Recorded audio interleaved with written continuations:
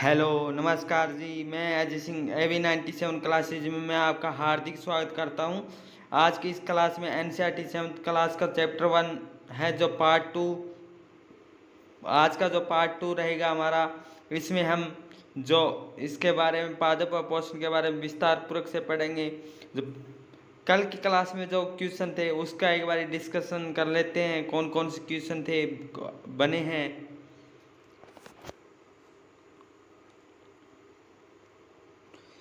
कि भोजन के घटक कौन कौन से हैं। पहला जो हमारा क्वेश्चन बना है इसमें वो बना है भोजन के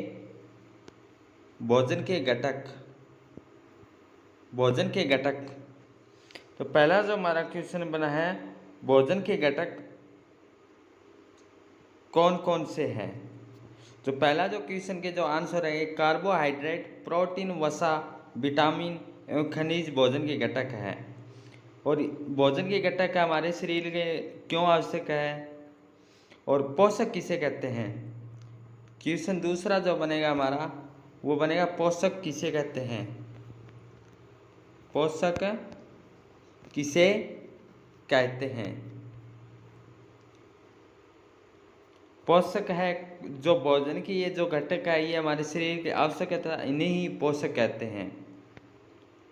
तीसरा जो क्वेश्चन बनेगा वो है जी स्वपोषी किसे कहते हैं। स्वपोषी किसे कहते हैं। स्वपोषी ऐसे पादप या पौधे जो अपना भोजन स्वयं बनाते हैं उसे क्या कहते हैं, स्वपोषी। जो विषमपोषी है, नेक्स्ट क्वेश्चन जो बनने वाला बनेगा हमारा वो बनेगा जी विषमपोषी। विषमपोषी किसे कहते हैं ये क्वेश्चन बनेगा। जो जंतु और अधिकतर जीव पादपों द्वारा संश्लेषित भोजन ग्रहण करते उसे विषमपोषी कहते हैं। चार क्वेश्चन जो है अभी तक हमारे बने हैं कौन कौन से, भोजन के घटक, पोषक और स्वपोषी और विषमपोषी।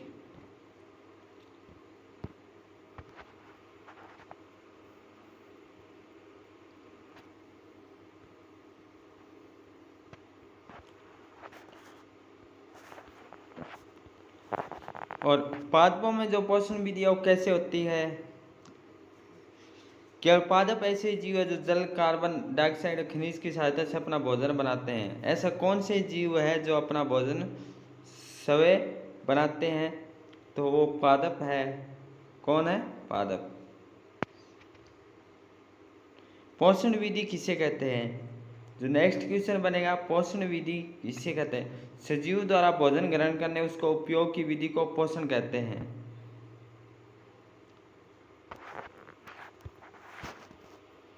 और नेक्स्ट क्वेश्चन बनेगा स्वपोषण, जो भोजन अपना स्वयं भोजन, जो पादप है जो अपना भोजन स्वयं बनाते हैं उसे स्वपोषी या स्वपोषण कहते हैं।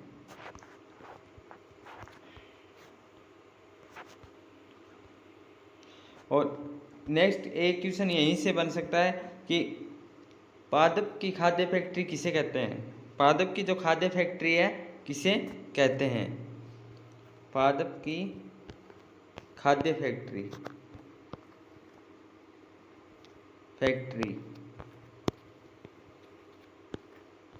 किसे कहते हैं। जो इसका जो हमारा आंसर रहेगा पत्तियां हैं वो पादप की खाद्य फैक्ट्रियां हैं।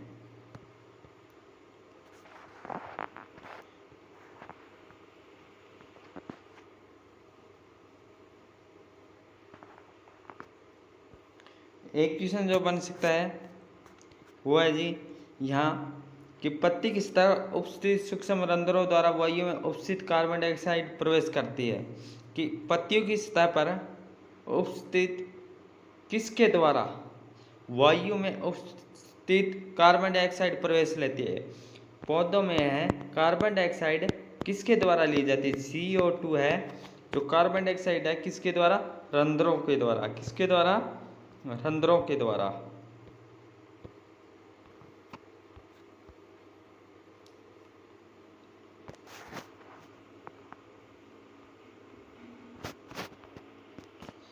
कोशिकाएं, ये कल हमारा डायग्राम था वो रह गया था, आज इसके बारे में अध्ययन कर लेते हैं।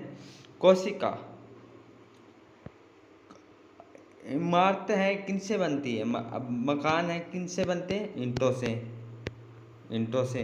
इसी प्रकार सजीवों का शरीर है किससे बना होता है, सजीवों का शरीर है सूक्ष्म इकाइयों से बनता है। सजीवों का शरीर है कैसे बनता है, कोशिकाओं से, सूक्ष्म इकाइयों से बनता है जो कोशिका कहलाती है। यहाँ क्वेश्चन क्या है, सजीवों का शरीर है सूक्ष्म इकाइयों से बनता है जो कोशिका कहलाती है। कोशिकाओं को सूक्ष्मदर्शी द्वारा देखा जा सकता है। सजीवों की सूक्ष्म इकाई से क्या बनता है, शरीर, और इन्हें क्या कहते हैं, कोशिका। कोशिकाओं को किसके द्वारा देखा जा सकता है, सूक्ष्मदर्शी के द्वारा। कुछ जीव मात्र एक कोशिका के बनते हैं, कुछ जीव किसके बने होते हैं, एक कोशिका के। और कोशिका एक पतली बाह्य संरचना द्वारा घिरी होती है। कोशिका यह किसके द्वारा घिरी होती है, कोशिका एक पतली बाह्य संरचना द्वारा घिरी होती है जिसे कोशिका झिल्ली कहते हैं। कोशिका झिल्ली किसे कहते हैं, कोशिका झिल्ली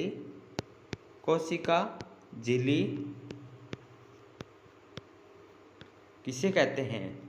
कोशिका झिल्ली एक पतली बाह्य संरचना द्वारा घिरी होती है। क्या कह रहा है, कोशिका एक पतली बाह्य संरचना द्वारा घिरी होती है जिसे कोशिका कहते हैं। इसमें किसमें, कोशिका झिल्ली में केंद्रक में स्थित एक सुस्पष्ट संरचना भी होती है जिसे केंद्रक कहलाती है। केंद्रक के चारों ओर झिल्ली के समान एक पदार्थ से घिरा होता है जिसे कोशिका द्रव कहते हैं। केंद्रक होता है, केंद्रक किसके है, एक सुस्पष्ट संरचना भी होती है जिसे क्या कहते हैं, केंद्रक। कोशिका द्रव क्या है, केंद्रक के चारों ओर, केंद्रक के ये रहा, ये चारों ओर क्या है, जेली के समान, मतलब जेल के समान एक पदार्थ घिरा होता है जिसे कोशिका द्रव कहते हैं। और कोशिका झिल्ली किसे कहते हैं, एक पतली बाह्य संरचना द्वारा घिरी होती है। कोशिका क्या है, बाह्य संरचना द्वारा घिरी होती है जिसे कोशिका झिल्ली कहते हैं। यहाँ से जो क्वेश्चन बच सकते हैं वो देख लेते हैं। कोशिका किसे कहते हैं या कोशिका क्या कहलाती है, ये क्वेश्चन हमारा बन सकता है। कोशिका क्या है, जो कोशिका है, सजीव का जो शरीर है सूक्ष्म इकाइयों से बनता है उसे कोशिका कहते हैं। कोशिकाओं को किसके द्वारा देखा जा सकता है, सूक्ष्मदर्शी के द्वारा देखा जा सकता है। कुछ जीवों में कोशिका कैसी होती है, एक कोशिका होती है, कुछ जीव में बहुकोशिका होती है। कोशिका किसके द्वारा घिरी होती है, बाह्य पतली संरचना जिसे क्या कहते हैं, कोशिका झिल्ली कहते हैं। इसमें केंद्रक में क्या होता है, सुस्पष्ट संरचना होती है जिसे क्या कहते हैं, केंद्रक कहते हैं। केंद्र के चारों ओर झिल्ली के समान क्या है, पदार्थ घिरा होता है उसे क्या कहते हैं, कोशिका द्रव।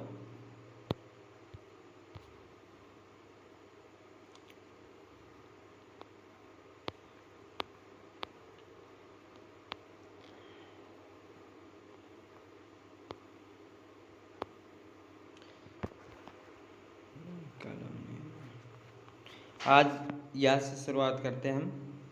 पादपों में कार्बोहाइड्रेट के अतिरिक्त अन्य खाद्यों का संश्लेषण कैसे होता है। क्या कह रहा है, पादपों में कार्बोहाइड्रेट के अतिरिक्त अन्य खाद्यों का संश्लेषण।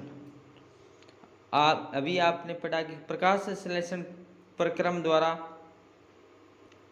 क्या कह रहे हैं, प्रकाश संश्लेषण द्वारा पौधे कार्बोहाइड्रेट का संश्लेषण करते हैं। पौधे हैं किसके द्वारा कार्बोहाइड्रेट ग्रहण करते हैं, प्रकाश संश्लेषण द्वारा।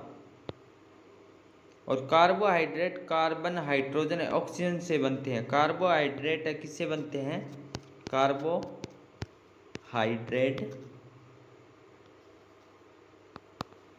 किससे बनते हैं, कार्बन से, किससे?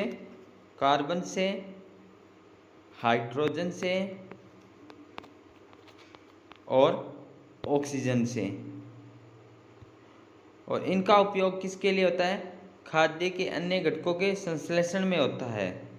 परंतु प्रोटीन नाइट्रोजनी पदार्थ है। प्रोटीन कैसा है? प्रोटीन नाइट्रोजनी पदार्थ है। प्रोटीन कैसा है पदार्थ है कि नाइट्रोजनी, जिनमें कार्बन, ऑक्सीजन और हाइड्रोजन के अतिरिक्त क्या होता है? नाइट्रोजन भी होता है। प्रोटीन में क्या होता है? कार्बन भी होता है, हाइड्रोजन भी होता है और क्या होता है? ऑक्सीजन भी होता है। और इसके अलावा क्या होता है? नाइट्रोजन। नाइट्रोजन पादपों का नाइट्रोजन कहाँ से प्राप्त होता है? कह रहा है कि पौधों है, पौधे को नाइट्रोजन कहाँ से प्राप्त होता है, इसके बारे में चर्चा करनी है हमें। वायु में नाइट्रोजन किस अवस्था में होती है? वायु में जो नाइट्रोजन है वो किस में होती है? गैसीय में। गैसीय प्रचुर मात्रा में पाई जाती है, परंतु पादप इसका अवशोषण इसी रूप से नहीं कर सकते कि नाइट्रोजन, जो पादप है, पौधे, वो नाइट्रोजन को कैसे ग्रहण करते हैं? कैसे ग्रहण करते हैं? वायु जो है, नाइट्रोजन तो वायु में मिलती है, परंतु वायु किस किस प्रकार ये ग्रहण करते हैं? नाइट्रोजन ये है, ये मिट्टी के द्वारा पौधे हैं नाइट्रोजन को ग्रहण करते हैं। मिट्टी में कुछ विशेष जीवाणु होते हैं जो गैसीय नाइट्रोजन को अपनी यौगिकों में चेंज कर लेते हैं और मृदा में निर्मुक्त करते हैं। क्या करें? नाइट्रोजन है किस में होती है? गैसीय अवस्था में होती है। और कहाँ मिलती है? वायु में मिलती है। परंतु पौधे हैं नाइट्रोजन को किसके द्वारा? मिट्टी के द्वारा। किसके द्वारा? मिट्टी के द्वारा ग्रहण करते हैं। और किसके द्वारा? एक जीवाणु होता है, उसके द्वारा मिट्टी को अपने निर्मुक्त करते हैं और वो अपने ग्रहण लेते हैं अपने भोजन के रूप में। विलेय पदार्थ पादपों द्वारा जल के साथ अवशोषित कर लिए जाते हैं। जो विलेय है पादपों के द्वारा जल के साथ है, क्या ये अवशोषित या ग्रहण कर लेते हैं। संबद्ध आपने देखा हो, किसान अपने खेतों में उर्वरकता खाद डालते हैं। किसान है क्या? यूरिया खाद है, ये डालते हैं और जिसमें नाइट्रोजन पदार्थ की प्रचुरता होती है, जिसमें नाइट्रोजन पदार्थ है वो अधिक होते हैं। इस प्रकार अन्य सहायक घटकों के साथ भी पादपों को नाइट्रोजन की जो आवश्यकता होती है वो पूरी हो जाती है। इसके पश्चात पादप खाद्य के अन्य सहायक घटकों के जैसे कि प्रोटीन, वसा का भी संश्लेषण करते हैं।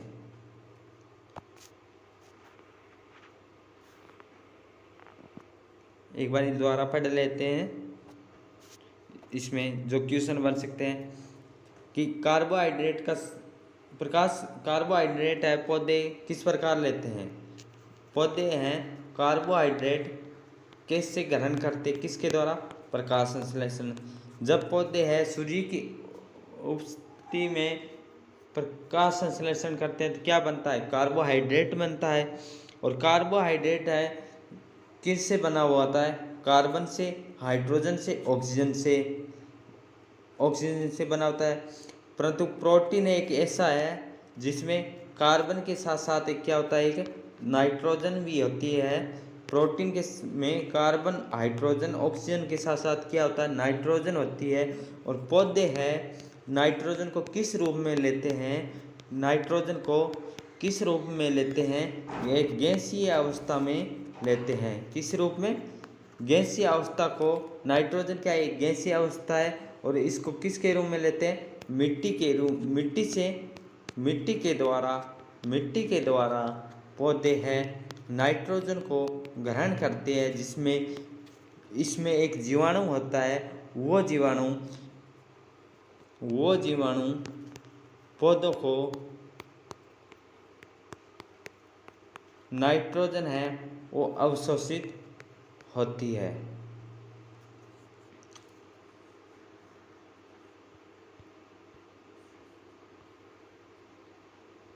पादपों की अन्य पोषण की विधियां। कुछ पादप पौधे ऐसे भी हैं जिनमें क्लोरोफिल नहीं पाया जाता। लगभग जो है पादपों में क्या पाया जाता है? क्लोरोफिल। क्या पाया जाता है? क्लोरोफिल। क्लोरोफिल पाया जाता है। परंतु कुछ ऐसे पादप है जिनमें क्या नहीं पाया जाता? क्लोरोफिल। भोजन संश्लेषित नहीं कर सकते। जो जिसमें क्लोरोफिल नहीं पाया जाता वो क्या नहीं कर सकते? भोजन को ग्रहण है वो नहीं कर सकते। वो कैसे जीवित रहते हैं तथा वो पोषक किस प्रकार प्राप्त करते हैं? मनुष्य अन्य प्राणियों की तरह ये पादप अपने पोषण के लिए अन्य पादपों द्वारा निर्मित खाद्य पर निर्भर होते हैं। जैसे मानव है दूसरे पे आधारित रहता है या क्या परपोषी जो दूसरों पे आधारित होते हैं उसे कहते हैं।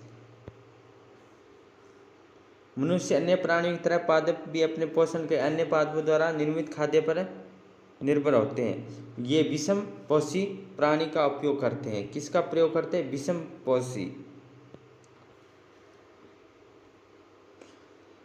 एक वृक्ष के तने और शाखाओं से लिपटी रसनुमा पीले रंग की संरचना दिखाई दे रही है।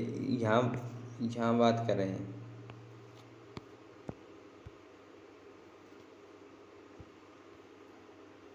पीली संरचना दिखाई देती है। ये क्या है? एक अमरबेल का पादप है। क्या? अमरबेल का एक पौधा है और इसमें क्लोरोफिल नहीं होता। कह रहा है कि पादप या पौधों में एक ऐसा पौधा कौन सा है जिसमें क्लोरोफिल नहीं पाया जाता? क्या नहीं पाया जाता? क्लोरोफिल। क्लोरोफिल वो कौन सा है? अमरबेल। अमरबेल में क्लोरोफिल नहीं पाया जाता। नोट करना है ध्यान से। और लगभग जो पादप है उसमें क्या पाया जाता है? क्लोरोफिल। क्लोरोफिल। इसके कारण क्या है? पौधे हरे, उनकी पत्तियां हरी होती है। ये अपना भोजन उस पादप से प्राप्त करते हैं जिस पर ये आरोहित होते हैं। कह रहा है कि अमरबेल है दूसरे पर आश्रित रहते हैं अपना भोजन बनाने के लिए। किस पे रहते हैं?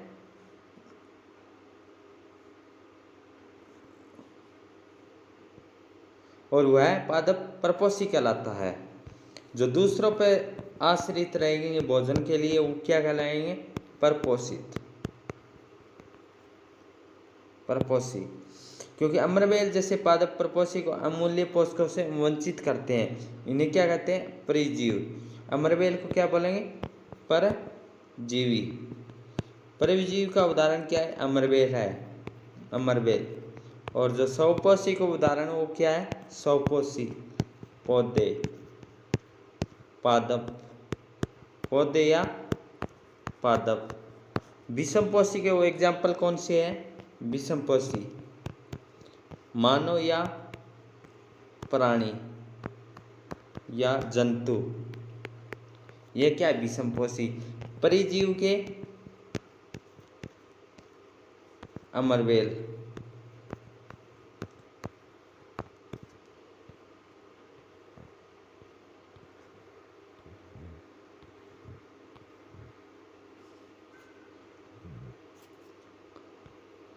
जंतुओं का भक्षण करते। कुछ ऐसे पादप भी जिन्हें कीटों को पकड़ते था उन्हें पचा लेते हैं। क्या ये विषम का ही नहीं है? ऐसे पौधे हरे या अन्य किसी रंग के भी हो सकते हैं। पादपों को देखिए,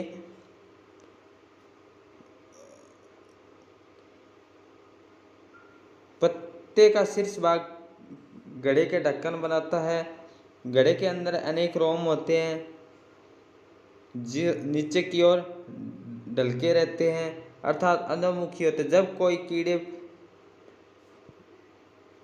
कीड़ कीट गड्ढे में प्रवेश करता तो उसके रोमों के बीच फंस जाता है। गड्ढे में उपस्थित पाचक रस द्वारा कीटों का पाचन हो जाता है। कीटों का भक्षण करने वाले ऐसे पादप क्या क्या है? कीट भक्षी पादप कहलाते हैं। यहाँ क्वेश्चन बन सकता है कि कीट भक्षी पादप किसे कहते हैं?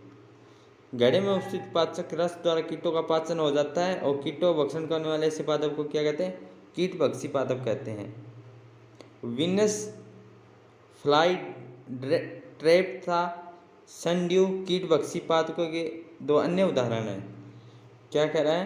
कीट भक्षी के जो उदाहरण कौन कौन से हैं? Venus Venus Venus Venus fly trap तथा सनड्यू कीट भक्षी के एग्जाम्पल है। कौन से? विनस फ्लाई ट्रैप तथा सनड्यू, ये क्या है? कीट भक्षी के एग्जाम्पल है। कीट भक्षी परिजीव के कौन से एग्जाम्पल है? अमरबेल। क्या उनसे? अमरबेल। स्वपोषी के पौधे, विषमपोषी के मानव व जंतु प्राणी। मृत जीव किसे? मृत जीव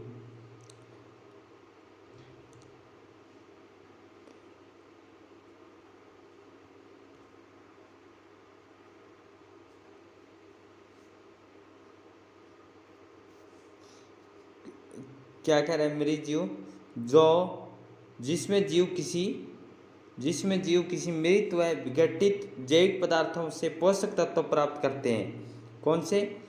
जिसमें जीव किसी मृत क्या मरे हुए या विघटित जैविक पदार्थों से पोषक तत्व प्राप्त करते हैं, उसे क्या कहते हैं? मृत जीव कहते हैं।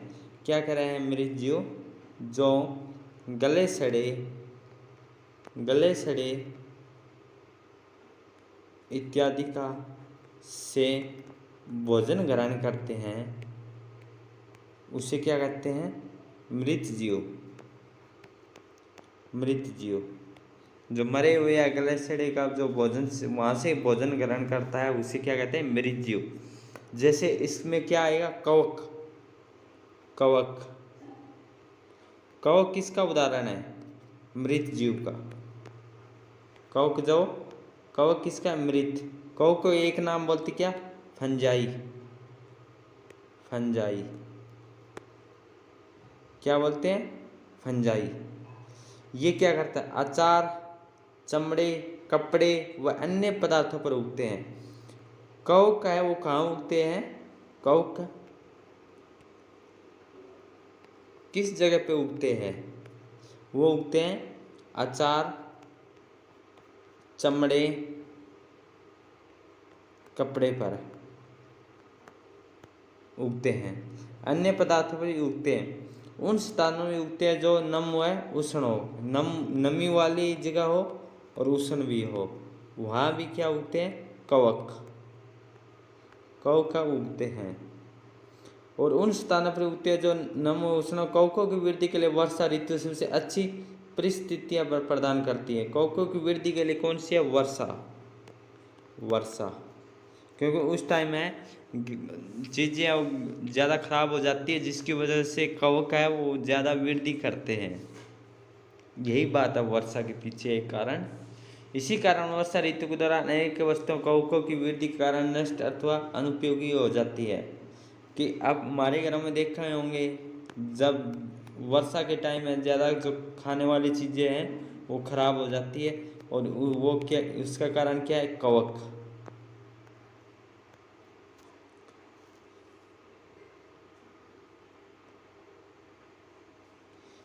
कवकों के बीजाणु वायु में उपस्थित होते हैं। कवकों के बीजाणु है किस में होते हैं? वायु में। किस में होते हैं? वायु में। और जब वह किसी ऐसे जैव पदार्थ अथवा उत्पाद पर बैठते हैं जो नम व उष्ण हो और अंकुरित होकर नए कवक को जन्म देते हैं। नए कवक को कैसे जन्म देते हैं?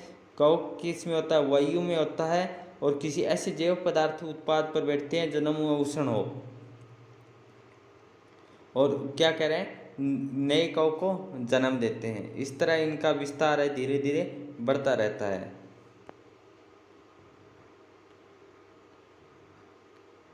कुछ ये एक दूसरे के साथ रहते था, अपना आवास पोषक तत्व एक दूसरे के साथ बांटते हैं, उसे क्या कहते हैं? सहजीव संबंध। क्या सहजीव? सहजीव क्या होता है? एक दूसरे से आपसी मित्रता करना, इसका मित्रता क्या कह रहा है? सहजीव। सहजीव मतलब एक दूसरे से रिलेटिव रहना, एक दूसरे के साथ रहते हैं। आवास में पोषक तत्व एक दूसरे के साथ बांटते हैं। कह रहा है कि ये चीज़ तू ले जा, ये चीज़ मैं ले लूँ, तो इससे क्या कहता है? सहजीव संबंध। उदाहरण, कुछ कवक वृक्षों की जड़ों में रहते हैं। कुछ कवक कहाँ रहते हैं? वृक्षों की जड़ों में। किस जगह रहते हैं? वृक्षों की जड़ों में। और कुछ कवक कहाँ रहते हैं? पोषण प्रदान करते हैं। कह रहा है कि कुछ कवक तो वृक्षों की जड़ों में रहते हैं, वृक्ष है इसकी जड़ों में रहते हैं, और वृक्ष कवकों को पोषण प्रदान करते हैं, बदले उन्हें जल व पोषकों को अवशोषण में सहायता मिलती है। कवक किस जगह होता है? जड़ों में। ठीक जी, क्या रहते हैं? जड़ों में। और इनको क्या है? भोजन मिलता है, दूसरा कोई पदार्थ, दूसरे पादप है वो देते हैं। और ये क्या करते हैं? कवक इनको पौधों को क्या देते हैं? पानी, जिससे एक दूसरे के साथ ये आपस में संबंध बनाए रखते हैं कि ये चीज़ पानी मैं दे दूंगा, तुम मुझे भोजन दे दो। इस तरह एक दूसरे के साथ संबंध है बना रखे, इसलिए इनको क्या बोलते हैं? सहजीव संबंध। वृक्ष को पोषण प्रदान करते हैं, बदले में उन्हें जल पोषकों के अवशोषण में भी सहायता मिलती है। वृक्ष के लिए इस संबंध का एक विशेष महत्व है। लाइकेन कहे जाने कुछ जीव में दो भागीदार होते हैं। लाइकेन में कौन होते हैं? दो जीव भागीदार होते हैं। तो इनमें से एक क्या होता है? शैवाल। लाइकेन में क्या होता है? लाइकेन में एक कौन होता है मदद करने वाला? कौन? शैवाल। कौन होता है? शैवाल। और दूसरा क्या होता है? कवक। एक तो शैवाल होता है और एक क्या होता है? कवक। किसमें? लाइकेन में। किसमें? लाइकेन में। और शैवाल में यहाँ आएगा क्लोरोफिल। किस में होता है? क्लोरोफिल किस जीव में होता है? शैवाल में होता है। शैवाल में होगा। शैवाल किसका है? लाइकेन का। किसका है? लाइकेन का। और जबकि कवक में क्या होता है? क्लोरोफिल नहीं होता। क्लोरोफिल किस में होता है? क्लोरोफिल किस में होता है? शैवाल में। और किस में नहीं होता? किस में नहीं होता? कवक फंजाई में नहीं होता। तो ये एक दूसरे के साथ कैसे आपस में संबंध करेंगे? कैसे आप एक दूसरे को सहायता करेंगे? कवक शैवालों को रहने का स्थान आवास करते हैं। कवक है किसको रहने का स्थान देते हैं? कवक है किसको स्थान देते हैं? शैवाल को। शैवाल क्या करेगा? शैवाल और जल एवं पोषक तत्व उपलब्ध कराता है। बदले में शैवाल क्या करते हैं? प्रकाश संश्लेषण द्वारा संश्लेषित खाद्य पदार्थ कवकों को देते हैं। कवक क्या करता है? शैवाल को रहने का स्थान और क्या देता है? पानी देता है। ठीक। और शैवाल क्या देते हैं? खाने के लिए भोजन लाता है। तो एक दूसरे के साथ कैसे हो गए? सहजीवी संबंध हो गए।